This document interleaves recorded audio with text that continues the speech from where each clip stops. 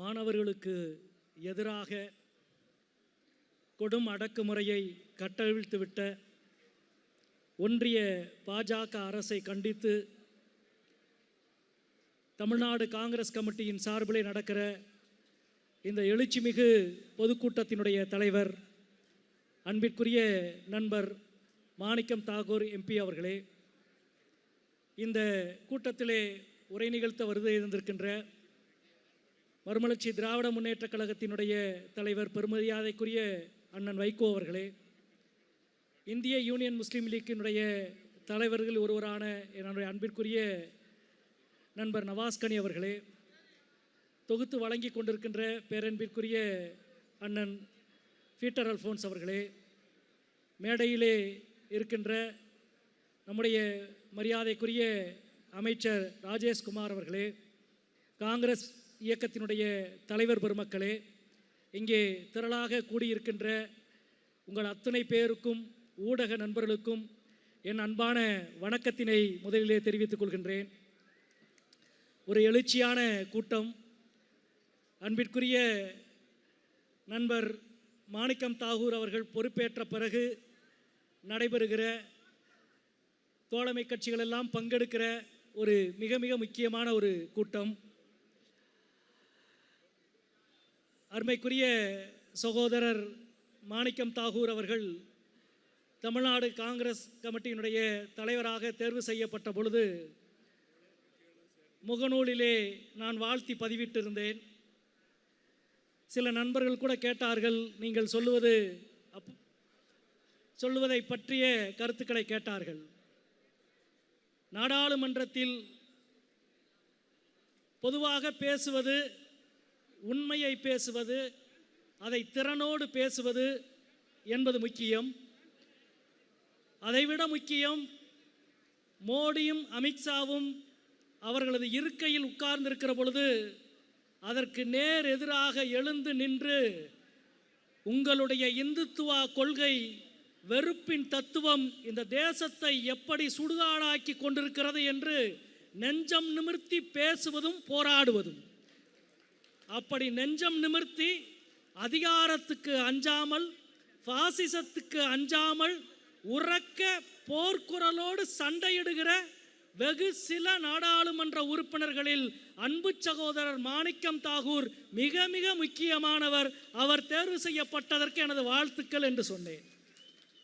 பாஜகவின் அரசியலை எதிர்ப்பது வேறு, அதையும் கடந்து ஆர்எஸ்எஸ் என்ற சித்தாந்தத்தின் கொடூரத்தின் மீது நின்று அவர்களது அரசியலை தோலுரிப்பது என்பது வேறு. மாணிக்கம் தாகூர் தொடர்ந்து அதை செய்கிற ஒரு ஆற்றலான நாடாளுமன்ற உறுப்பினர். இந்த நேரத்தில் அவரால் ஒருங்கிணைக்கப்பட்டிருக்கிற இந்த கூட்டம், உண்மையில் இந்த கூட்டம் ஒரு கண்டன கூட்டம் மட்டுமல்ல, ஒரு வெற்றி விழா கூட்டம் என்பதையும் நான் இங்கே சொல்லிக்கொள்ள கடமைப்பட்டிருக்கிறேன். போராடுவதற்கு காலங்காலமாக நாம் எல்லாம் பழகியிருக்கிறோம். ஆனால் கடந்த 12 ஆண்டுகள், மோடியினுடைய இந்த ஆட்சியில் 12 ஆண்டுகள் நிகழ்ந்த போராட்டங்கள் மிகப்பெரிய போராட்டங்கள்.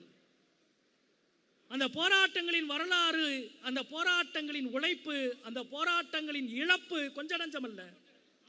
என்ஆர்சிக்கு எதிராக போராடினோம், சிஏஏக்கு எதிராக போராடினோம், எஸ்ஐஆருக்கு எதிராக போராடினோம், காஷ்மீர் உரிமை பறிப்புக்கு எதிராக போராடினோம், விவசாயிகளின் உரிமை பறிப்புக்கு எதிராக போராடினோம். அப்பொழுதெல்லாம் மாதக்கணக்கில், வாரக்கணக்கில், 100 நாள் 200 நாள் என்று நீண்ட போராட்டம். ஒரு வருடமானாலும் கிடைக்காத வெற்றியை 29 நாள் போராட்டத்தில் அந்த வெற்றியை இந்திய திருநாட்டுக்கு பரிசாக கொடுத்திருக்கிறார்கள் நம் நாட்டினுடைய மாணவர்களும் இளைஞர்களும். அந்த வெற்றியை கொண்டாடுகிற ஒவ்வொருவரும் இது வெறும் தர்மேந்திர பிரதான் என்ற ஒரு அமைச்சரின் ராஜினாமா அல்ல, மோடி என்ற மனிதனின் அகம்பாவத்தின் மீது இறக்கப்பட்ட இடி. என்னை யாரும் ஆட்ட முடியாது, அசைக்க முடியாது என்று கொக்கரித்த மோடியை நள்ளிரவு 12 மணிக்கு செல்ஃபி வீடியோ போட வைத்த இந்திய இளைஞர்களை கொண்டாடுகிறவர்கள் தான் இங்கே இருக்கிறவர்கள். வா வா மகனே வா. இன்றைக்கு மோடி அவர்கள் அறிக்கை விட்டிருக்கிறார், நீங்கள் பார்த்திருப்பீர்கள். நான் 2 நாளைக்கு முன்பு ரயில்வே துறை அமைச்சரிடம் ஒரு கேள்வி கேட்டிருந்தேன். இந்த ரயில்வே துறையில் எவ்வளவு இடம் காலியாக இருக்கிறது, நீங்கள் எவ்வளவு பேரை பணியில் சேர்த்திருக்கிறீர்கள் என்ற கேள்வி. இந்த நேரத்தில் இந்த கேள்வி எவ்வளவு முக்கியம் என்று அவருக்கு தெரியும். யாருக்கு? அஸ்வினி வைஷ்ணவுக்கு. இந்த கேள்விக்கு சொல்ல போகிற பதில் எவ்வளவு சிக்கல் என்றும் தெரியும். அதுவும் கேட்டிருப்பவர்களை பற்றியும் அவருக்கு தெரியும். எனவே அவர் உண்மையை சொல்லிட்டாரு. என்ன சொல்லிட்டாருன்னா, இப்போ ரயில்வே எக்ஸாமுக்கு கடந்த ஆண்டு போஸ்டிங் காலி பணியிடம் 92,000, வெறும் 1,00,000 காலி பணியிடம். இதுக்கு எவ்வளவு பேர் தேர்வு எழுதியிருக்கிறாங்கன்னா 3,52,00,000 பேர் தேர்வு எழுதியிருக்கிறான்.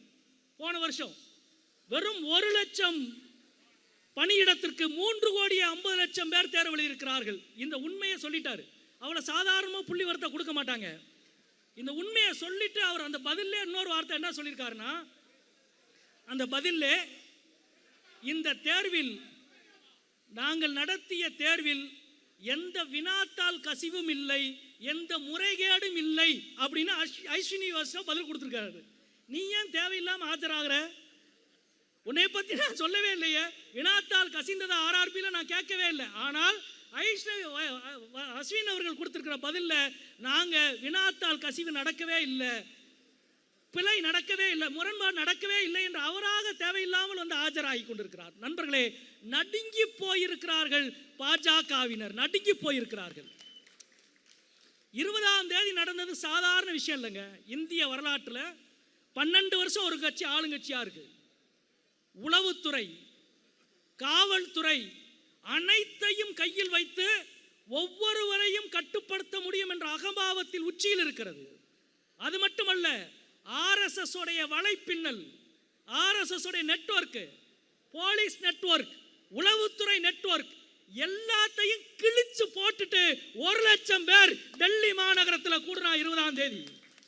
கண்ணுக்கு முன்னால் நாங்கள் பார்த்தோம். இங்கே இருக்கிறவர்கள் பாராளுமன்றத்துக்கு 10-8க்கு முன்னாடி, அதிகபட்சம் ஒரு 50 மீட்டருக்கு முன்னால் மாணவ படை ஆக்ரோஷமாக வந்து கொண்டிருந்தது.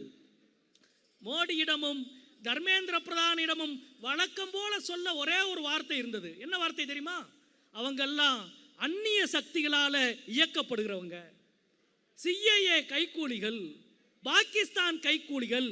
இன்னைக்கு தர்மேந்திர பிரதான் ராஜினாமா கடிதத்தை எடுத்து படிச்சு பாருங்க.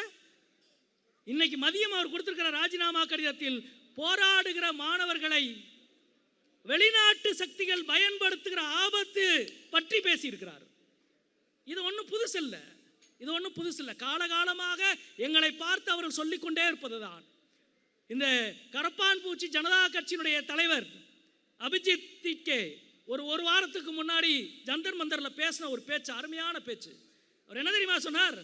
எனது பெயர் காளிக்காக இருந்திருந்தால், நான் ஒரு இஸ்லாமியனாக இருந்திருந்தால், நான் ஒரு கிறிஸ்துவனாக இருந்திருந்தால் இந்நேரம் நான் சிறைச்சாலையில் இருந்திருப்பேன்.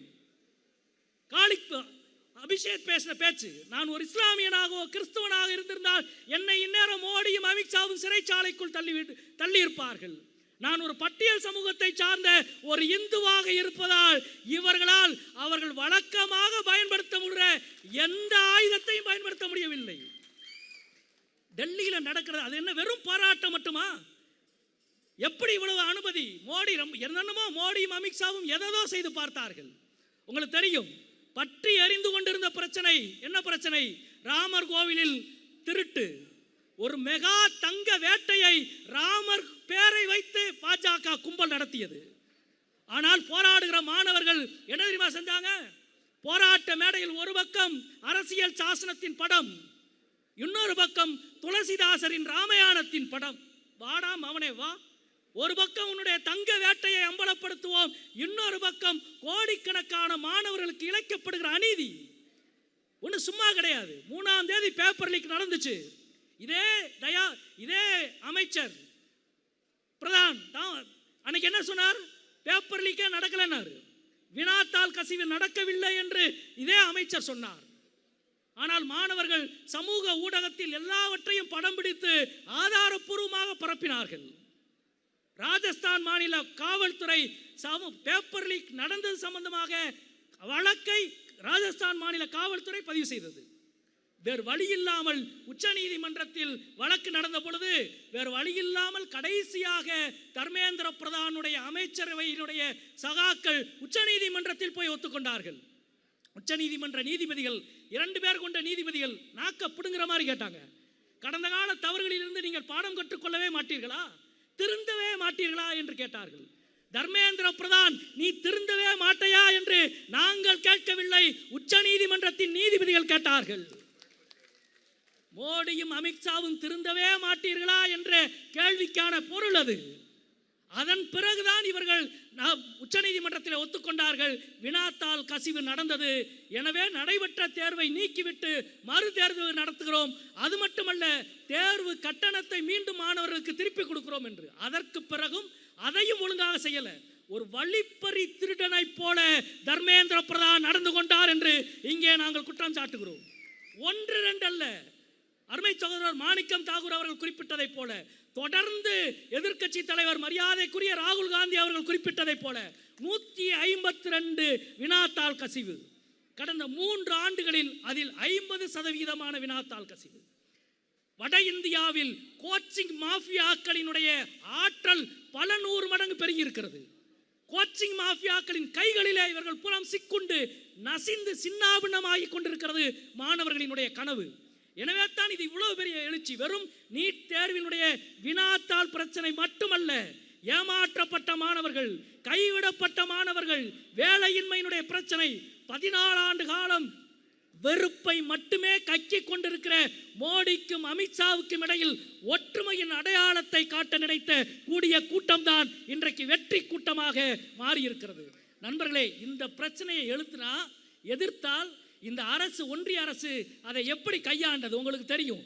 தொடர்ந்து 29 நாளும் இங்கே கடந்த ஆண்டு இதே காலத்தில் சிந்தூர் பிரச்சனைக்காக காஷ்மீரில் நானும் எங்கள் கட்சியினுடைய பொதுச் செயலாளர் MA பேபி உள்ளிட்டவர்கள் அந்த தாக்குதலின் பொழுது அங்கே போய் பார்வையிட்டோம்.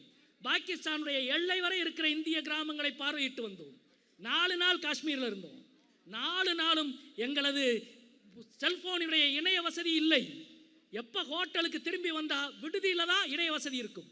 ஏறக்குறைய இந்த 5 நாளும் டெல்லியில் இந்திய நாடாளுமன்றத்தின் வளாகத்தில் இணைய வசதி எதுவும் இல்லை. அவமானம் இல்லையா ஒரு நாட்டுக்கு? 20ஆம் தேதி அவ்வளோ பெரிய தாக்குதல் நடக்கிறது. இதே அன்பிற்குரிய சகோதரர் மாணிக்கம் தாகூரும் நவாஸ் கனியும் நானும் 3 பேர் தான் உட்கார்ந்து இடைவெளியின் பொழுது பார்க்க, என்னங்க நெட்டை வேலை செய்யலை, உங்களுக்கு ஏதாவது கனெக்ஷன் இருக்கான்னு பாருங்க, உங்கள் ஃபோனில் கனெக்ஷன் கிடைக்குதான்னு பார்க்கன்னா வெளியில் அவ்வளோ பெரிய தாக்குதல் நடந்திருக்கிறது. உள்ளே நாடாளுமன்றத்திற்குள் எதுவும் பிரதிபலிக்க கூடாது என்று நாடாளுமன்றத்தின் இணைய வசதியை இந்திய வரலாற்றிலேயே முடக்கிய கும்பல் தான் மோடி அமித்ஷா கும்பல். 4 நாளா நேற்றைக்கு வரை டெல்லி விமான நிலையம் வரும் வரை அவர்கள் அதை விமான நிலையத்திற்கு வந்த பிறகுதான் இணைய வசதியே கிடைக்கிறது. நண்பர்களே, சொந்த நாட்டு இளைஞர்களை யாராவது பெல்லட் குண்டு வச்சு சுடுவானா? இந்திய வரலாற்றில் இருக்கிறா? நாடாளுமன்றத்தின் வாயிலில் கொத்து குண்டுகளை வைத்து சுட்டு தள்ளி இருக்கிறது மோடி அமித்ஷா கும்பல்.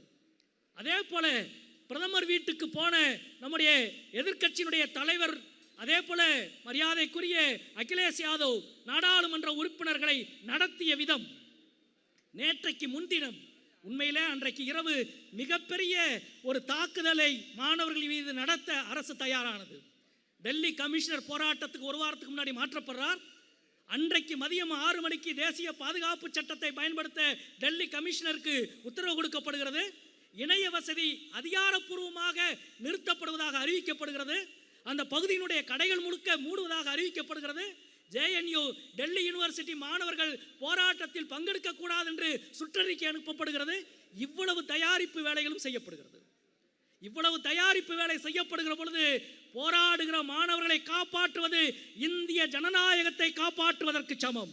எனவே நாடாளுமன்றத்தினுடைய எதிர்க்கட்சி உறுப்பினர்கள், இந்தியா கூட்டணி உறுப்பினர்கள் என்ன செய்வதென்று முடிவெடுக்க எதிர்க்கட்சி தலைவர் மரியாதைக்குரிய ராகுல் காந்தி அவர்கள் வீட்டிலே மாலை 6 மணிக்கு கூடினோம். என்ன செய்வது? எதையாவது ஒன்று செய்ய வேண்டும். உடனடியாக முடிவெடுத்தார். எல்லா தலைவர்களும் முடிவெடுத்தார்கள். இந்தியா கேட்டில் போய் 250 MPக்கள் உட்காரணும்னு முடிவெடுத்தோம். ஆனால் அரசு அனுமதிக்கவில்லை. இந்தியா கேட்டுக்கு போக உங்களை அனுமதிக்க மாட்டோம் என்று. சரி, அண்ணல் காந்தியார் சுட்டுக் கொல்லப்பட்ட காந்தி ஸ்மிருதி என்று சொல்லப்படுகிற பழைய பிர்லா மாளிகைக்கு அங்கே போவோம் என்று முடிவெடுத்தோம். அதற்கும் காவல்துறை அனுமதிக்கவில்லை. காவல்துறை அனுமதிக்கவில்லை என்றால் கேட்டுக்கொண்டு போவதற்கு தொடை நடுங்கி நாடாளுமன்ற உறுப்பினர்கள் அல்ல, பாஜக RSS அரசியலை எதிர்கொள்ளுகிற வீரர்கள். நீ என்ன பண்ணாலும் சரி நாங்க போவோம் என்று சொல்லி போனோம். நண்பர்களே, டெல்லியில் நான் இப்பொழுது சொல்லுகிறேன், டெல்லியில் மாணவர்கள், காயம்படாத மாணவர்கள் எப்படி இல்லையோ அதே போல காயம்படாத நாடாளுமன்ற உறுப்பினர்களும் மிக மிக குறைவு. டெல்லி காந்தி படுகொலை செய்யப்பட்ட காந்தி ஸ்மிருதிக்கு போறப்ப ஒரு ஊடகம் கிடையாது, யாரும் உள்ள வர முடியாது, எம்பிக்கள் போறதே கஷ்டம். ஏறக்குறைய பேரிகாட்டை தூக்கி போட்டு விட்டு தான் போகணும். ராகுல் காந்தி அவர்களுடைய சோசியல் மீடியா டீம் மட்டும்தான் அதை பதிவு செஞ்சு அன்னைக்கு வெளியிட்டிருக்கிறாங்க. பேரிகார்டை தூக்கி போடுறது யாரோ கிடையாது, எல்லாமே நாடாளுமன்ற உறுப்பினர்கள். கையில காலிலோ அடி வாங்காத நாடாளுமன்ற உறுப்பினர்கள் யாருமே கிடையாது. ராகுல் காந்திக்கு மூக்கிலே ரத்தம் வந்தது மட்டுமல்ல, எல்லா உறுப்பினர்களுக்கும் ரத்தம் வந்தது. ரத்தத்தை பார்த்து பயப்படுகிற கூட்டம் நாங்கள் அல்ல என்பதை சொல்வதற்கான போராட்டம் அது. இவ்வளவும் நடந்து கொண்டிருக்கிறது. எனவே தான் நான் சொல்கிறேன், இன்றைக்கு கிடைத்திருக்கிற இந்த வெற்றி மிக மிக முக்கியமான வெற்றி. நீட் என்பது அடிப்படையிலேயே டீச்சிங்கை கொன்று கோச்சிங்கை கொண்டாடுகிறது. நீட் என்பது மாநில சுயாட்சிக்கு எதிரானது. நீட் என்பது மாணவர்களின் தன்னம்பிக்கையை குலைத்து தற்கொலைக்கு தூண்டுகிற அழுத்தத்தை உருவாக்குகிறது. அன்பு சகோதரர் மாணிக்கம் தாகூர் அதை மிக அழகாக இங்கே விவரித்தார். எனவே தான் வெறும் நீட்டில் முறைகேடுக்கு எதிராக போராடுது. நீட்டே ஒரு முறைகேடு, எனவே நீக்க வேண்டும் என்று தமிழ்நாட்டினுடைய போராட்டம் இது தொடர்ந்து முன்னெடுத்து செல்லப்பட வேண்டும். ஒரு வெற்றி என்பது சாதாரண வெற்றி அல்ல. நான் முதலே குறிப்பிட்டதை போல தர்மேந்திர பிரதானுடைய ராஜினாமா என்பது மோடி என்ற மனிதனின் அகம்பாவத்துக்கு விழுந்திருக்கிற அடி. இந்த அடி மேலும் தொடரும், மேலும் தொடரும். அதுதான் இந்திய ஜனநாயகத்துக்கு நல்லது என்பதையும் இந்த நேரத்தில் தெரிவித்துக் கொண்டு, அதே போல தமிழ்நாட்டில் இன்னொன்றையும் நான் தெரிவிக்காமல் இங்கே முடிக்க முடியாது. மிக முக்கியமாக முதல் 3 நாட்கள் 21, 22, 23ஆம் தேதி தமிழ்நாட்டில் டெல்லி மாணவர்களுக்கு எதிராக நடந்த போராட்டத்திற்கு ஆதரவாக மாணவர்கள் நடத்திய போராட்டத்துக்கு, டெல்லியிலே மாணவர்கள் நடத்திய போராட்டத்திற்கு ஆதரவாக தமிழ்நாட்டில் இளைஞர்களும் மாணவர்களும் நடத்திய போராட்டத்தில் தமிழ்நாடு காவல்துறை கையாண்ட விதம் மிக மிக கண்டனத்துக்குரியது. அதை இந்த நேரத்தில் நான் பதிவு செய்கிறேன். நான் மட்டுமல்ல, அன்மைக்குரிய மாணிக்கம் தாகூர் அவர்கள் செவ்வாய்க்கிழமை இரவே முதலிலே பதிவு செய்தார். காங்கிரஸ் கட்சி தொண்டர்கள் கைது செய்யப்பட்டவுடன் எனது வன்மையான கண்டனத்தை பதிவு செய்கிறேன் என்று சொன்னார். அதுதான் அரசியல். ஆட்சியிலே இருக்கிறோம், ஆதரவு கொடுக்கிறோம், ஆட்சியில் இல்லை, ஆதரவில்லை, இது எல்லாவற்றையும் தாண்டி சொந்த கொள்கைக்காக எங்கள் தொண்டர்களை அத்துமீறி காவல்துறை கை வைத்தால் அதற்கு சமரசத்துக்கு இடமே இல்லை. கடந்த 3 நாட்கள், நேற்றைக்கும் இன்றைக்கும் காவல்துறை அனுமதி கொடுத்திருக்கிறது, பல இடங்களில் வரவேற்கிறேன். ஆனால் முதல் 3 நாள் தமிழ்நாடு காவல்துறை கையாண்ட விதம் கடுமையான கண்டனத்துக்குரியது. அதையும் நான் இந்த நேரத்தில் பதிவு செய்ய வேண்டும் என்று நினைக்கின்றேன். அதே நேரத்தில் இந்தியா முழுமையும் இன்றைக்கு ஏற்பட்டிருக்கிற இந்த எழுச்சி, குறிப்பாக நான் முதலிலே குறிப்பிட்டதை போல மோடி, அமித்ஷா என்ற பிற்போக்கு பழமைவாத கூட்டத்துக்கு எதிராக புதிய சிந்தனையோடு புதிய இளைஞர்கள் புதிய தொழில்நுட்பத்தோடு மரண அடிக்கிற ஒரு ஆட்டத்தை தொடங்கி வைத்திருக்கிறார்கள். அந்த ஆட்டத்தை மேலும் வலுப்படுத்துவோம் என்று சொல்லி முடிக்கிறேன். நன்றி, வணக்கம் நண்பர்களே.